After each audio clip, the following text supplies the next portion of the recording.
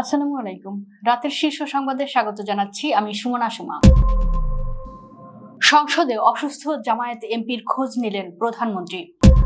সংবিধান সংশোধনে কমিটি গঠনের উদ্যোগ সরকারের, নাম দিতে সময় নিল বিরোধী দল। পুলিশকে প্রযুক্তির সর্বোচ্চ ব্যবহার নিশ্চিত করতে হবে আইজিপি। সাবেক আইজিপি বেনজিরের ক্যাশিয়ার নিলয় জোয়ারদারকে জামিন দিলেন হাইকোর্ট। বাণিজ্য ও বিনিয়োগ সহযোগিতা নিয়ে ঢাকা বেজিং আলোচনা। লিমন বৃষ্টি হত্যাকাণ্ড, ফ্লোরিডার আদালতে বন্ধুদের সমাগম, অ্যাটর্নি বলছেন অকল্পনীয়। শিক্ষককে বাসায় রেখে হেনস্থার অভিযোগ, বিচারপতির বিরুদ্ধে শিক্ষার্থীদের বিক্ষোভ। এনআইডি আবেদনে সনদ বাধ্যতামূলক করল ইসি। লিটারে 4 টাকা বাড়ল বোতলজাত তেলের দাম। হবিগঞ্জে তলিয়েছে হাজার হাজার হেক্টর জমি, খলায় ভিজছে বোরো ধান। বাংলাদেশ ভারত সম্পর্ক যেন আর ভালো না হয়, প্রার্থনা আসামের মুখ্যমন্ত্রী। যুক্তরাষ্ট্রের জলদস্যুতা ও সন্ত্রাসবাদ নিয়ে জাতিসংঘের চিঠি ইরানের। শুনছিলেন শিরোনাম, এবার বিস্তারিত। জাতীয় সংসদ অধিবেশন চলাকালে হঠাৎ অসুস্থ হয়ে পড়া জামায়াতে এমপি হাফেজ রবিউল বাশারের খোঁজ নিয়েছেন প্রধানমন্ত্রী তারেক রহমান। রবিউল বাশার সাতক্ষীরা 3 আসনের বিরোধী দলীয় সংসদ সদস্য। বুধবার ত্রয়োদশ জাতীয় সংসদের অধিবেশনের প্রথম পর্ব চলাকালে দুপুর প্রায় 1:40 অসুস্থ হয়ে পড়েন তিনি। পরে অন্যান্য সংসদ সদস্য ও সংসদ সচিবালয়ের কর্মীদের সহায়তায় তাকে অধিবেশন কক্ষ থেকে সংসদ লবিতে নেওয়া হয়, যেখানে চিকিৎসকরা তাকে প্রাথমিক চিকিৎসা প্রদান করেন। জোহরের নামাজের বিরতির সময় প্রধানমন্ত্রী তারেক রহমান সংসদ লবিতে গিয়ে রবিউল বাশারের শারীরিক অবস্থার খোঁজ খবর নেন এবং প্রয়োজনীয় চিকিৎসা সহায়তার বিষয়ে নির্দেশনা দেন। সরকারি দল সংবিধান সংশোধন সম্পর্কিত বিশেষ কমিটি গঠনের উদ্যোগ নিয়েছে বলে জানিয়েছেন আইনমন্ত্রী মোহাম্মদ আসাদুজ্জামান। এ সময় তিনি বিরোধী দলের পক্ষ থেকে কমিটিতে 5 জনের নাম চান। তখন বিরোধী দলীয় নেতা জানান, বিরোধী দল নাম দেবে কিনা তা আলোচনা করে পরে জানানো হবে। বুধবার বিকেলে সংসদের অধিবেশনে দাঁড়িয়ে আইনমন্ত্রী বিশেষ কমিটি গঠনের এই প্রস্তাবনা উপস্থাপন করেন। আইনমন্ত্রী বলেন, এখন পর্যন্ত যে সাংবিধানিক চর্চা চলে সেই সাংবিধানিক চর্চা আমরা এখানেও করতে চাই। সেই চর্চার অংশ হিসেবে ইতিমধ্যে আমি এবং আমাদের স্বরাষ্ট্রমন্ত্রী এই সংসদে উপস্থাপন করেছিলেন যে আমরা একটি সংসদীয় বিশেষ কমিটি করতে চাই। এ সময় বিরোধী দলীয় নেতা ও জামাতে ইসলামীর আমির ডাক্তার শফিকুর রহমান বলেন, এ বিষয়টা নিয়ে চিফ হুইপও আমার সঙ্গে কথা বলেছে। উনি যথারীতি সংসদ নেতার সালাম নিয়েই কথা বলেছেন। আমি ওনাকে বলেছি যে এই বিষয়টা আমাদের মাঝে একটা আলোচনার বিষয় আছে, আমরা আলোচনা করে জানাবো। পুলিশ মহাপরিদর্শক মোহাম্মদ আলী হোসেন ফকির বলেছেন, প্রযুক্তি শুধু উন্নয়নের সহায়ক নয়, অপরাধের ধরনও বদলে দিচ্ছে। বর্তমানে অপরাধীরা প্রযুক্তি ব্যবহার করে নতুন কৌশল গ্রহণ করছে।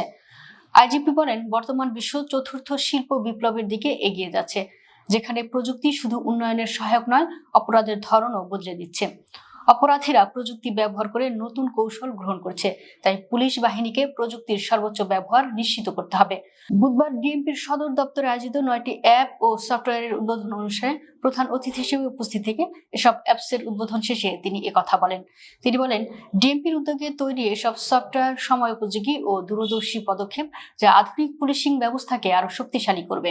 সাবেক আইজিপি বেনজির আহমেদের ক্যাশিয়ার রিফাত নিলয় জোয়ারদারকে জামিন দিয়েছেন হাইকোর্ট।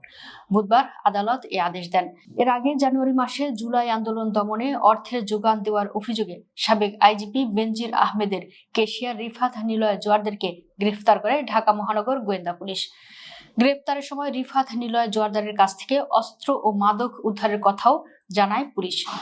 ঢাকায় সাবেক এসবি প্রধান মনিরুল ইসলাম ও সাবেক আইজিপি বেনজির আহমেদের দখলকৃত একাধিক ফ্ল্যাটের তত্ত্বাবধান করতেন তিনি। ফ্ল্যাটগুলো ভাড়া দিয়ে প্রতি মাসে ভাড়ার অর্থ উত্তোলন করে তা বেনজির আহমেদ ও মনিরুল ইসলামের কাছে পৌঁছে দিতেন রিফাত। বাংলাদেশ ও চীন বাণিজ্য, বিনিয়োগ এবং পারস্পরিক স্বার্থ সংশ্লিষ্ট বিভিন্ন বিষয় নিয়ে আলোচনা করেছে। বুধবার রাজধানীর তেজগাঁয়ে প্রধানমন্ত্রীর কার্যালয়ে প্রধানমন্ত্রীর পররাষ্ট্র বিষয়ক উপদেষ্টা হুমায়ুন কবিরের সঙ্গে বাংলাদেশ নিযুক্ত চীনের রাষ্ট্রদূত ইয়াও ওয়েন সৌজন্য সাক্ষাৎ করলে এ আলোচনা অনুষ্ঠিত হয় বলে এক সংবাদ বিজ্ঞপ্তিতে জানানো হয়েছে। বৈঠকে উভয় পক্ষ বিদ্যমান দ্বিপক্ষীয় সম্পর্ক পর্যালোচনা করেন এবং অর্থনৈতিক ও বাণিজ্যিক খাতে সহযোগিতা আরও জোরদারের উপায় নিয়ে আলোচনা করেন। যুক্তরাষ্ট্রের ফ্লোরিডা অঙ্গরাজ্যে 2 বাংলাদেশি পিএইচডি শিক্ষার্থী জামিল আহমেদ লিমন ও নাহিদা সুলতানা বৃষ্টি হত্যাকাণ্ডে সন্দেহভাজন খুনি হিসেবে লিমনের রুমমেট হিশাম আবু ঘর বেহকে গ্রেফতার করা হয়েছে। 16 এপ্রিল টাম্পা বে এলাকায় ইউনিভার্সিটি অফ সাউথ ফ্লোরিডার 2 শিক্ষার্থী লিমন ও বৃষ্টি নিখোঁজ হন। পরদিন বৃষ্টির একজন বন্ধু তাদের নিখোঁজ হওয়ার বিষয়টি বিশ্ববিদ্যালয় প্রশাসনকে জানান। শুক্রবার লিমনের ক্ষতবিক্ষত মরদেহ উদ্ধার করে ফ্লোরিডার স্থানীয় পুলিশ। ময়নাতদন্তের প্রতিবেদনে লিমন খুন হয়েছেন বলে জানানো হয়। বৃষ্টির মরদেহের বিষয়ে এখন স্পষ্ট কোনো তথ্য পাওয়া যায়নি। এ ঘটনায় সন্দেহভাজন খুনি হিসেবে হিশাম সালে আবু ঘর বেহ নামের এক মার্কিন তরুণকে গত শুক্রবার গ্রেফতার করা হয়েছে। 24 বছর বয়সী হিশাম আর লিমন সাউথ ফ্লোরিডা বিশ্ববিদ্যালয়ের ক্যাম্পাসের বাইরে একই অ্যাপার্টমেন্টের একটি কক্ষে শেয়ার করে ভাড়া থাকতেন। হিশামের বিরুদ্ধে প্রথম শ্রেণীর 2টি হত্যার অভিযোগ সহ আরো কয়েকটি অভিযোগ করা হয়েছে। রাজধানীর Wills Little Flower School and কলেজের একজন শিক্ষককে বাসায় ডেকে নিয়ে অপমান ও হেনস্থার অভিযোগ তুলে হাইকোর্টের একজন বিচারপতির বিরুদ্ধে বিক্ষোভ করেছেন শিক্ষার্থীরা। এ ঘটনায় ব্যবস্থা নেওয়ার দাবিতে তারা প্রধান বিচারপতির কাছে স্মারকলিপিও দিয়েছেন। গত রোববার সকাল থেকে দুপুর পর্যন্ত কাকরাইলে অবস্থিত স্কুলটির সামনে বিক্ষোভ করেন শিক্ষার্থী ও অভিভাবকরা। পরে প্রতিষ্ঠান প্রধানের মাধ্যমে প্রধান বিচারপতির কাছে স্মারকলিপি দেওয়া হয়। বিকালে কয়েকজন শিক্ষার্থী সুপ্রিম কোর্টের রেজিস্ট্রার জেনারেল মোহাম্মদ হাবিবুর রহমান সিদ্দিকের কাছে স্মারকলিপি জমা দেন বলে কার্যালয়ের একজন কর্মকর্তা জানিয়েছেন। স্মারকলিপিতে 10ম শ্রেণীর কয়েকজন সহ মোট 22 শিক্ষার্থী সই করেছেন। শিক্ষার্থীদের অভিযোগ, গত 16 এপ্রিল ক্লাসে ঘটে যাওয়া একটি ঘটনাকে কেন্দ্র করে স্কুলটির বাংলা মাধ্যম দিবা শাখার সহকারী শিক্ষক দয়ালচন্দ্র পালকে একজন বিচারপতি তার বাসায় ডেকে নেন। সেখানে তাকে অপমান ও হেনস্থা করা হয় এবং শিক্ষার্থীর কাছে ক্ষমা চাইতেও বাধ্য করা হয় বলে দাবি করা হয়েছে। নতুন ভোটার হওয়া বা জাতীয় পরিচয়পত্রের আবেদনের ক্ষেত্রে কেউ মাধ্যমিক পাশ করে থাকলে তার এসএসসির সনদ সার্ভারে আপলোড করা বাধ্যতামূলক করেছে নির্বাচন কমিশন। বুধবার এসসির এনআইডি শাখা থেকে এ সংক্রান্ত একটি নির্দেশনা মাঠ পর্যায়ের কর্মকর্তাদের কাছে পাঠানো হয়েছে। আবেদনকারীর তথ্যের সঠিকতা যাচাই ও ভবিষ্যতে পরিচয়পত্র সংশোধনের জটিলতা এড়াতে এ সিদ্ধান্ত নেওয়া হয়েছে।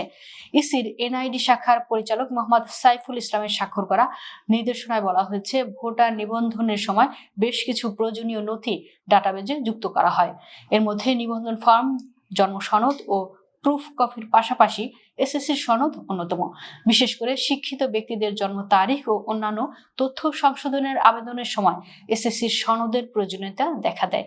কিন্তু অনেক ক্ষেত্রে দেখা যাচ্ছে আবেদনকারী মাধ্যমিক পাশ হলেও মাঠ অফিসগুলো এ সনদ ডাটাবেজে যুক্ত করছে না। প্রতি লিটার বোতলজাত সয়াবিন তেল লিটারে 4 টাকা বাড়িয়ে 195 টাকা থেকে 199 টাকা করা হয়েছে বলে জানিয়েছেন বাণিজ্যমন্ত্রী খন্দকার আব্দুল মুক্তাদির। বুধবার বাণিজ্য মন্ত্রণালয়ের সভাকক্ষে ভোজ্য তেলের বাজার মূল্য নিয়ে এক সংবাদ সম্মেলনে এ তথ্য জানান তিনি। সয়াবিন তেলের নতুন নির্ধারিত মূল্যে আজ থেকেই কার্যকর হবে।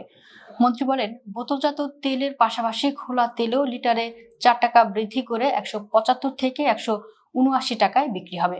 খন্দকার আব্দুল মুক্তাদির বলেন, বৈশ্বিক প্রতিকূল পরিস্থিতির কারণে উৎস পর্যায়ে পণ্যের দাম বেড়েছে। যেসব পণ্য আমরা আমদানি করি সেগুলোর ক্ষেত্রে এই প্রভাব সরাসরি পড়ে। সয়াবিন তেল সম্পূর্ণ আমদানি নির্ভর হওয়ায় এর মূল্য বৃদ্ধির চাপ দেশীয় বাজারেও এসেছে। টানা বর্ষণে হবিগঞ্জের 4 উপজেলায় অন্তত 5000 হেক্টর জমির বোরো ধান তলিয়ে গেছে। যারা জমি থেকে ফসল কাটতে পেরেছেন তাদের ধানও মাঠে ভিজছে। রোদ না থাকায় শুকিয়ে গোলায় তুলতে পারছেন না কৃষক। এ অবস্থায় বছরের একমাত্র ফসল হারিয়ে বানিয়াচং, আজমিরিগঞ্জ, লাখাই ও নবীগঞ্জ উপজেলায় হাজার হাজার কৃষক অসহায় হয়ে পড়েছেন। তারা সরকারি সহায়তা দাবি করেছেন। অন্তর্বর্তী সরকারের 1.5 বছরে বিভিন্ন ইস্যুতে বাংলাদেশ ভারত সম্পর্কের যে অবনতি ঘটেছে তা যেন আর ভালো না হয়। ঈশ্বরের কাছে সেটাই চান ভারতের উত্তর পূর্বাঞ্চলীয় রাজ্য আসামের মুখ্যমন্ত্রী হিমন্ত বিশ্ব শর্মা। সম্প্রতি ভারতীয় সংবাদ মাধ্যম এবিপিকে দেওয়া এক সাক্ষাৎকারে এমনটা জানিয়েছেন তিনি। হিমন্ত বিশ্ব শর্মা বলেন, আমি তো প্রতিদিন সকালে ঈশ্বরের কাছে প্রার্থনা করি যে পরিস্থিতি ইউনিসের সময়ে ছিল সেটাই যেন থাকে, সম্পর্কের উন্নতি যেন আর না হয়। দীর্ঘ সাক্ষাৎকারে ভারত থেকে রাতের অন্ধকারে কিভাবে বাংলাদেশে পুশব্যাক করা হয় তারও বিস্তারিত ব্যাখ্যা দিয়েছেন আসামের মুখ্যমন্ত্রী। তিনি বলেন, বিএসএফ কি করে, কখনো 20, 30 বা 40 দিন, কখনো 10 দিনের মতো নিজেদের কাছে রেখে দেয়। যাদের পুশব্যাক করা হবে তাদের যখন বিডিআর থাকে না সেখান দিয়ে ধাক্কা মেরে পাঠিয়ে দেয়। হিমন্ত বিশ্ব শর্মার ভাষায়, যখন সম্পর্ক বন্ধুত্বপূর্ণ হয়ে যায় তখন সবকিছু ঢিলে ঢালা হয়ে যায়। তাই আমরা সবসময় ঈশ্বরের কাছে প্রার্থনা করি যাতে ভারত আর বাংলাদেশের সম্পর্ক না শোধরায়। যুক্তরাষ্ট্রের সেনারা ইরানের পতাকাবাহী যে কার্গো জাহাজ আটক করেছে সেটি ছেড়ে দেওয়ার আহ্বান জানিয়েছে। জাতিসংঘের কাছে চিঠি পাঠিয়েছে তেহরান। জাতিসংঘের মহাসচিব অ্যান্তোনিও গুতেরেসের কাছে মঙ্গলবার ওই চিঠি পাঠান জাতিসংঘে নিযুক্ত ইরানের স্থায়ী প্রতিনিধি আমির সাইদ ইরাভানি। সেখানে ইরানের পতাকাবাহী পণ্যবাহী জাহাজ আটকের ঘটনাকে জলদস্যুতা অভিহিত করে সেটির বিরুদ্ধে কঠোর নিন্দা জানিয়েছে তেহরান।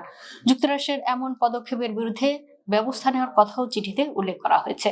চিঠিতে তেহরান বলেছে, আন্তর্জাতিক আইন অনুযায়ী এই নির্লজ্জ কর্মকাণ্ড মোকাবেলা করার পূর্ণ অধিকার ইরানের ইসলামী প্রজাতন্ত্রের রয়েছে। দর্শক, ভিডিওটি শেষ পর্যন্ত দেখার জন্য আপনাকে অসংখ্য ধন্যবাদ। নিত্য নতুন ভিডিও পেতে আমাদের ইউটিউব চ্যানেলটি সাবস্ক্রাইব করুন এবং নিয়মিত নোটিফিকেশন পেতে বেল বাটনটি ক্লিক করুন।